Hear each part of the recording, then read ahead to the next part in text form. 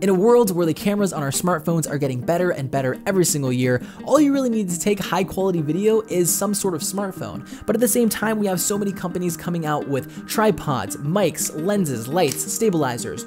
Which ones do we choose? I think I've made it a whole lot easier, and we're going to be talking about the solution in today's video.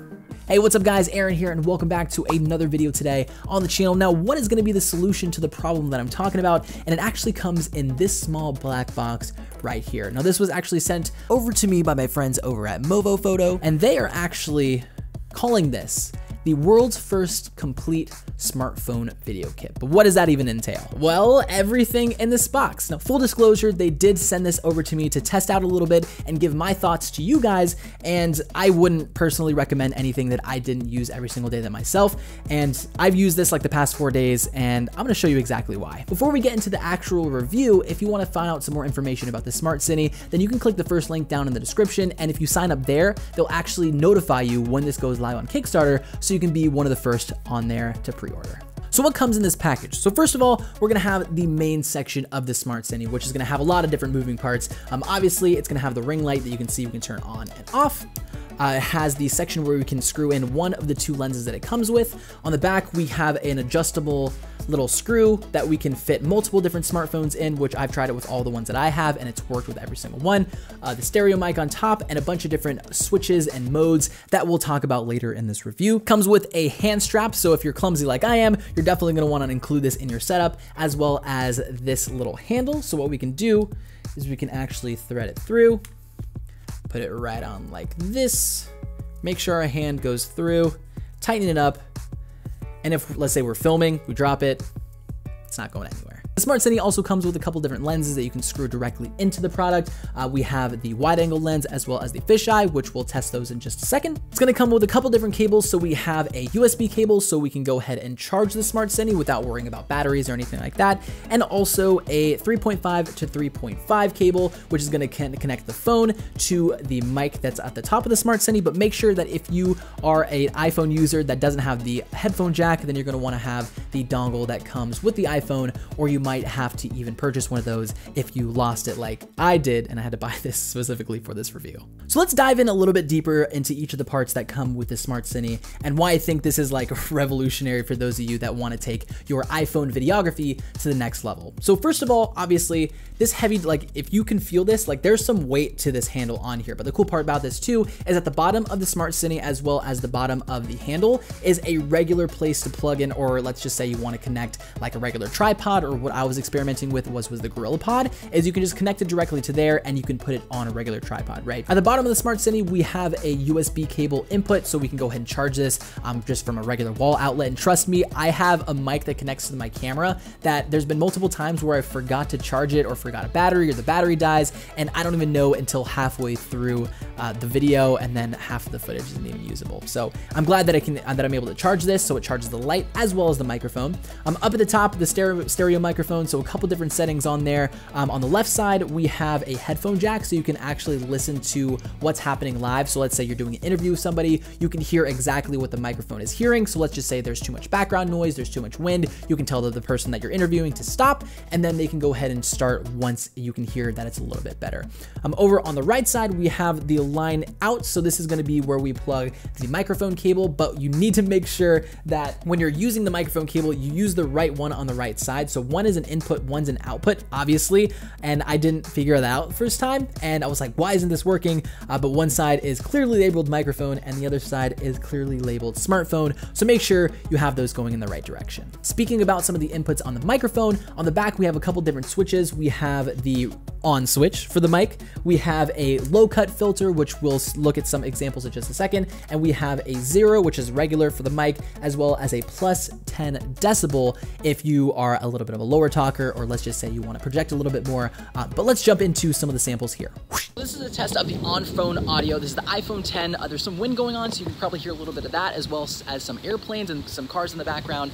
So I just wanted to get a base test before we actually connected to the SmartCine. So this is going to be the test connected to the SmartCine and actually just on the regular on position and not like the low pass or anything like that. This is just regular. You're probably hearing it a little bit better. I mean, the mic is pointed directly to me, so it's going to be a lot better sounding quality than just the phone itself.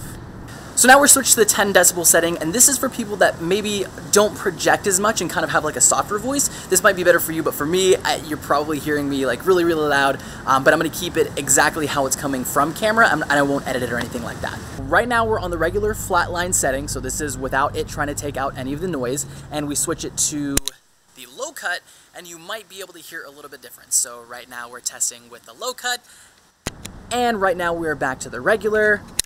And now we're back to low cut, and now we're back to the regular. So hopefully putting them back to back right next to each other can give you a little idea of what it sounds like. So obviously we have the hole that is right here for the different lenses. So we have the wide angle lens and the fisheye lens. But even if you didn't want to use any of those lenses and you just wanted to use this either as a stabilizer for the microphone for better audio or for lighting if it's a little bit dark, you can do that. If you want to use the wide angle lens, I'll show you a little bit of an example here.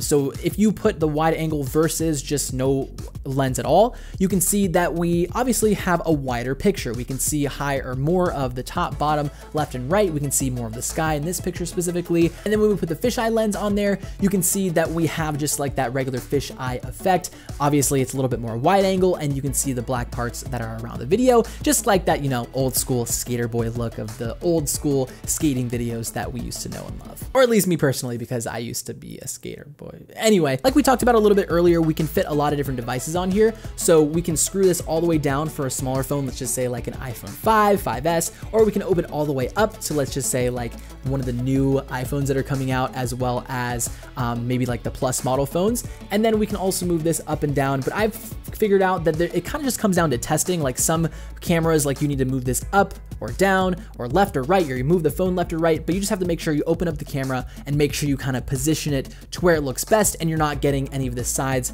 of this, the SmartCine, as well as anything else from like the lens or the fisheye. So it takes a little bit of maneuvering to get the best picture. And the last nifty device that we have on here is the ring light, and you have a couple different modes. So obviously we can turn it on, and this is going to be low, medium, and high, but we can't really test it out until we turn off these lights. So let's go ahead and do that, and we'll start it out on low.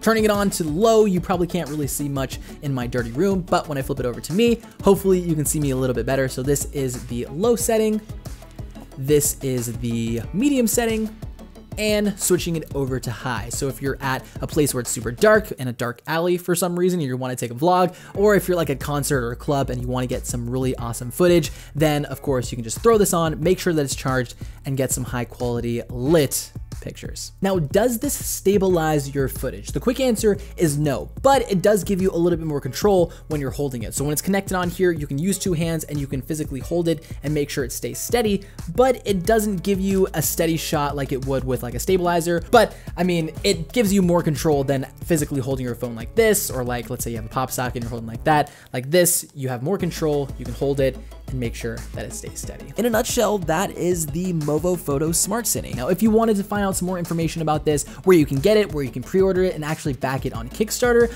you can go ahead and click the first link down in the description below, and it'll give you all the information that you need. At the time of recording this video, it's not even out yet, so you'll be one of the first to actually be able to go over there and get it on Kickstarter. And that is going to do it for today's video, guys. Now, if you did enjoy this video, I would really appreciate if you leave a like down below, and also let me know down in the comments if you're gonna be picking up your own SmartCine for your iPhone videography. Of course, guys, if you aren't subscribed to the channel, highly recommend that you do so to stay up to date with all the awesome content that is going up on this channel, and click the notification bell too, so you can make sure that you get the notifications, because we all know YouTube messing up these days, but that is a whole nother video. Anyway, guys, my name is Aaron from Break the Internet, your #1 stop shop for Instagram and social media tips, tricks, updates, and everything you need to know about social media. Of course, guys, enjoy the rest of your day, and we'll see you next time. 45 minutes later. Love you guys.